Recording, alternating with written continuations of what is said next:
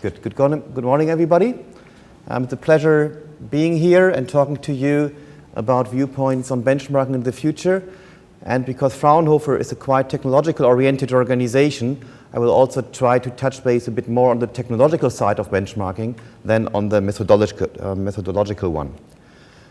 I would also like to touch base a bit what was said before in terms of the globalization and the demographic development, because this creates a great challenge for companies to improve, for sure also for governments, and it also gives specific demands on benchmarking methodologies. So as we heard, today's global population is about 7 billion people. If all these 7 billion people would live like people in New Zealand, like people in Europe or in the US, we would need already 3 Earths today to feed them. So we have to think about how to cope with this, that the global population will even grow by another 3 billion until 2050. And there is a certain argumentation that you can stop or reduce the global population growth by creating higher living standards. So the birth rates in Europe, the birth rate in the US, and in other countries are quite low compared to those in developing countries.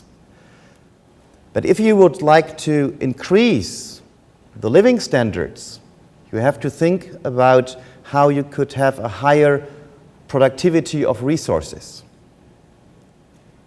And this, I think, is a very big challenge. A big challenge how to develop sustainable manufacturing techniques within businesses worldwide to assure higher living standards of a global population of 10 billion or even more.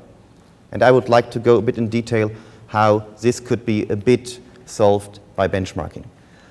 Benchmarking at the end, as it was said by Robin and others before, is a very focused transfer of knowledge.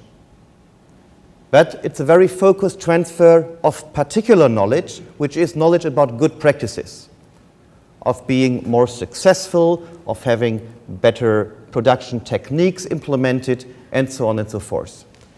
And if we look about the validity of knowledge, you see here that school knowledge, usually you use at least 50% of it for your whole life. Or on that slide, even after 10 years, 50% of your school knowledge is valid. The technological knowledge is valid only for 5 years.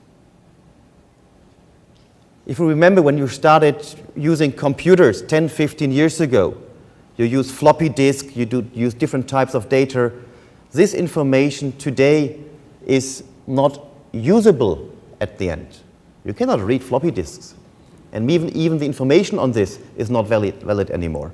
Therefore, we have to think about how to keep important knowledge up and how to make sure that very important knowledge is shared as quickly as possible, that it can be applied in other countries and that it can be applied in businesses worldwide.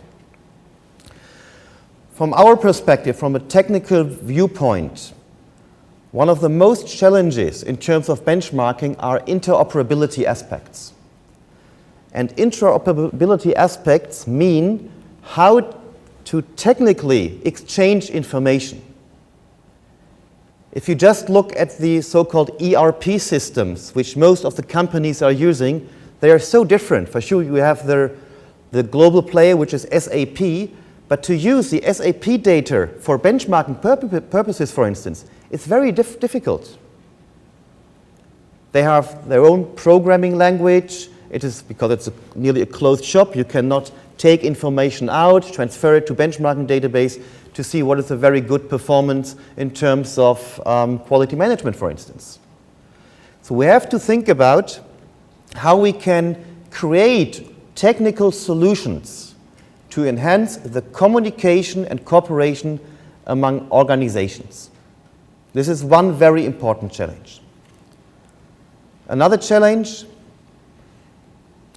is to find out what are, let's say, ontology solutions to interpret these different kinds of data.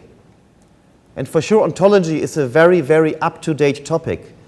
But up to now, I haven't seen very good ontology solutions we could use for benchmarking purposes. Maybe the new cloud theory or the cloud techniques will help us on that. But on the other hand, and I think this is something we have to start with as soon as possible, is to merge infrastructures to a certain extent that information which lies in databases in China can be used in databases in Germany, in the US, in New Zealand, and in other countries. Most of the benchmarking tools which are available nowadays are nationally oriented, even sector oriented, and we have to overcome this barrier of sharing information which is stored in hidden places. And this we cover under interoperability aspects.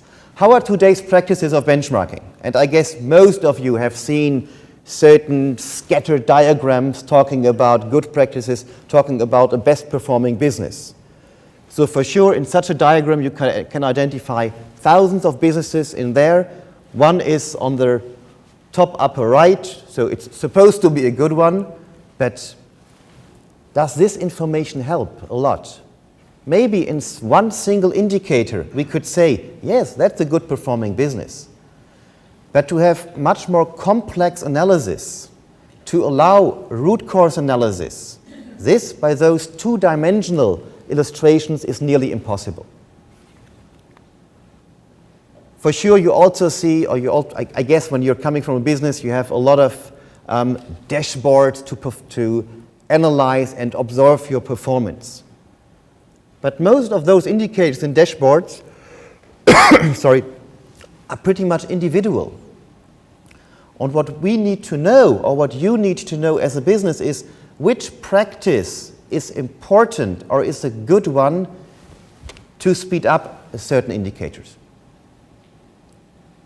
And now again, let's go back to this globalization issue. How does a company in China or in New Zealand get the information what it has to do to increase the productivity of resources which are used in this business? If energy does not play a major role because energy costs are quite cheap, why to think about it? But on a global scale, it's different.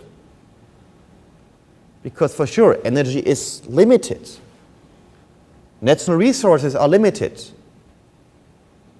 So it's a must to see, or it's a must to develop rather complex solutions of interpreting current performances and of interpreting the right decisions. So to simulate what would happen to a company, what would happen to certain indicators if they would take a specific decisions. And if this business would know that another company already did a certain decision with a specific result, by having such root cause analysis implemented, I think it would be a big help. Now one can think, is this benchmarking? Because we don't bring people together, they don't talk to each other.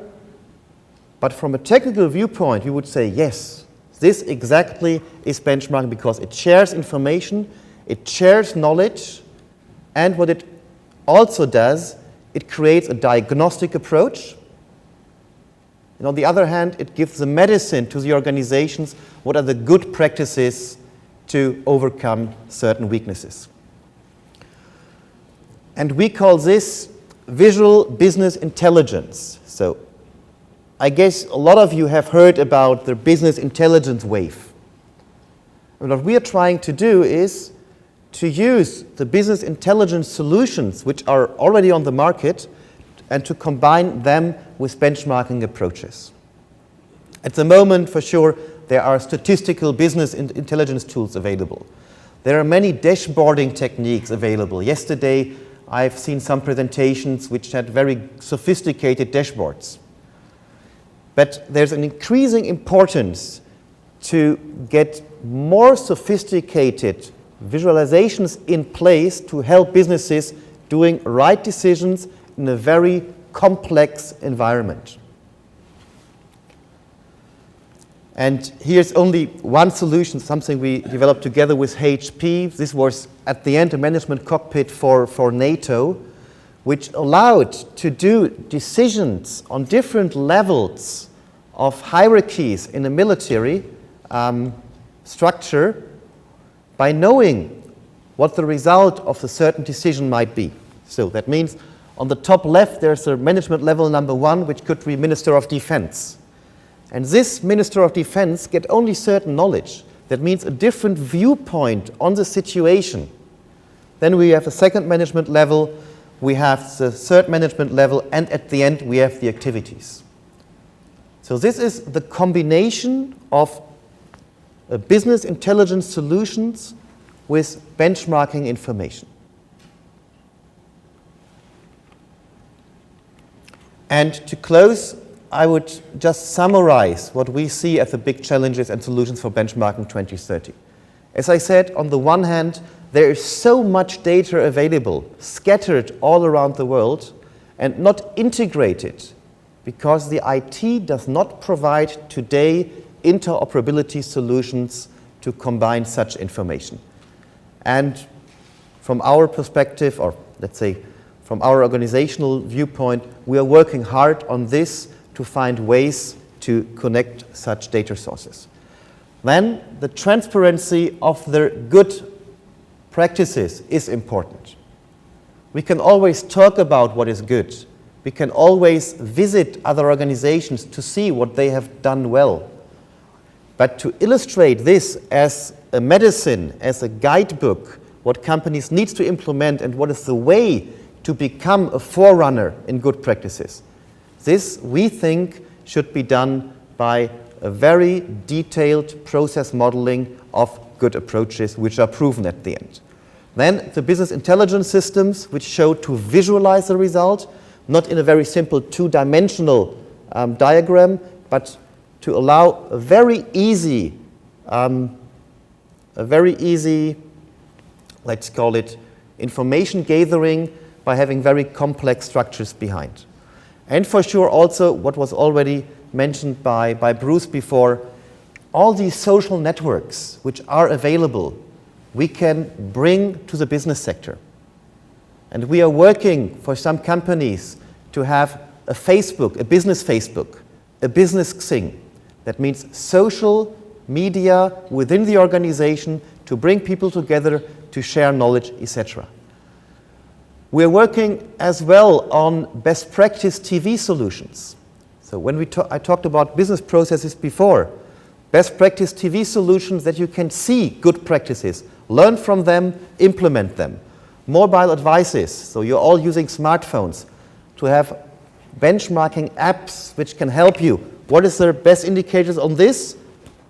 €1 per month? Okay, here we go. And finally, for sure to include, this is virtual reality, to even be part of those good practices. You could maybe try and test it in such virtual reality. And finally, this might help to help businesses on their way towards best practice. And this is, at the end, our viewpoint on 2030. Probably it was a viewpoint on 2050, but we are working hard on at least getting some solutions done as soon as possible. Thank you very much.